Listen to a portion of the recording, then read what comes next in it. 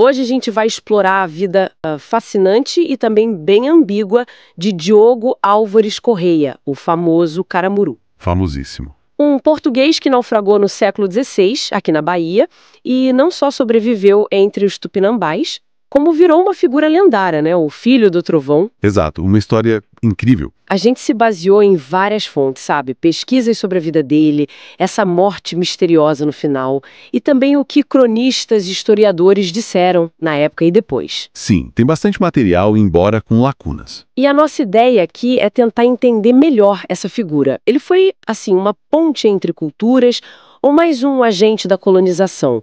Ou simplesmente um sobrevivente? Vamos tentar desvendar um pouco isso. É um desafio bom. Bom, tudo começa lá por 1510, né? Um navio português afunda bem na costa da Bahia. Uma situação dramática. E o Diogo Álvares, olha só, consegue sobreviver. Mas aí ele é capturado pelos tupinambás, que eram o povo indígena dominante ali na região. E é aí que a coisa vira lenda, né? Dizem que ele disparou a arma dele, um arcabuz. Algo totalmente novo para eles. Exatamente. E aquele barulho, aquela fumaça, fez ele parecer algo sobrenatural. Aí ele ganha o apelido Caramuru. Que tem significados diferentes, né? Isso, ou Moreia, aquela enguia do mar. Talvez pela forma como ele surgiu ou pela habilidade de se mover ali. E essa fama parece que pegou mesmo.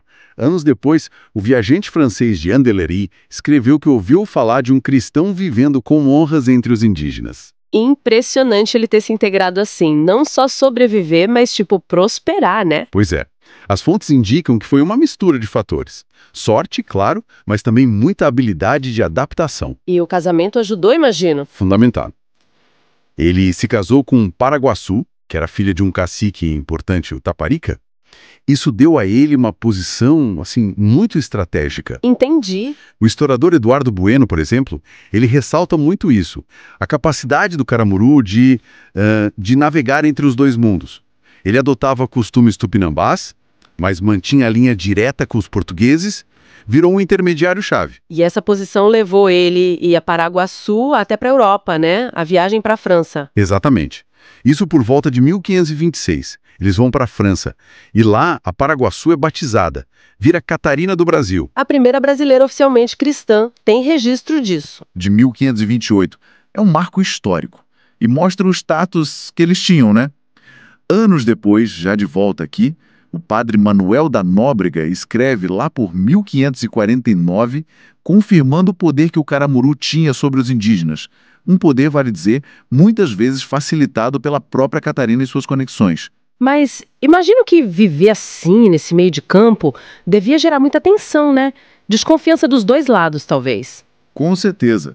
Com o tempo e com mais portugueses chegando, a situação dele foi ficando mais delicada. As fontes mostram isso. Como assim?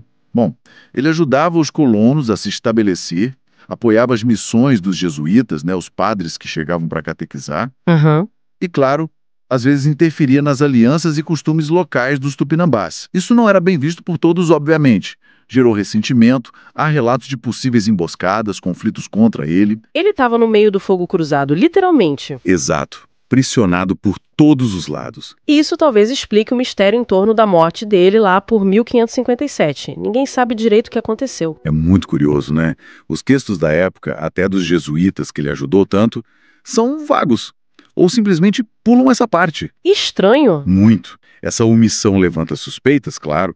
Será que foi uma morte violenta? Ou é inconveniente para a narrativa que queriam construir da colonização mais pacífica? Talvez tenham preferido editar essa parte da história. O que só aumenta a complexidade dele, né? Sem dúvida. Reforça essa imagem ambígua. E os historiadores depois? Como eles viram o Caramuru? Olha, as interpretações variam bastante, refletindo essa complexidade toda. O Capistrano de Abreu, por exemplo, via ele de forma bem pragmática. Como assim? Interessante. E outros? Já o Sérgio Buarque de Holanda, ele tem uma visão mais simbólica, né? Vê o Caramuru como uma espécie de protótipo do homem cordial, do brasileiro que estava nascendo ali. O homem do meio. Isso, aquele tipo adaptável, ambíguo, que consegue transitar entre culturas e lealdades diferentes. É uma análise forte, porque sugere que a própria identidade brasileira nasce dessa tensão, dessa necessidade de conciliar mundos opostos. Faz muito sentido. Então, fica claro que Caramuru não cabe numa caixinha simples, né? Não dá para dizer herói ou traidor e pronto. Não mesmo. Se for uma figura real, jogada em circunstâncias extremas, foi respeitado, talvez temido, talvez odiado por outros e provavelmente pagou um preço alto por essa posição única, bem na linha de frente de um choque cultural gigantesco. A história do Caramuru nos lembra que o início do Brasil foi, sim, muito complexo, né? Cheio de encontros violentos, alianças inesperadas, adaptações forçadas, nada linear. Nada linear mesmo. E fica a reflexão, né? No meio desses choques culturais, quando a sobrevivência fala mais alto, como é que as lealdades se definem? E que tipo de escolhas acabam sendo inevitáveis, por mais difíceis que pareçam?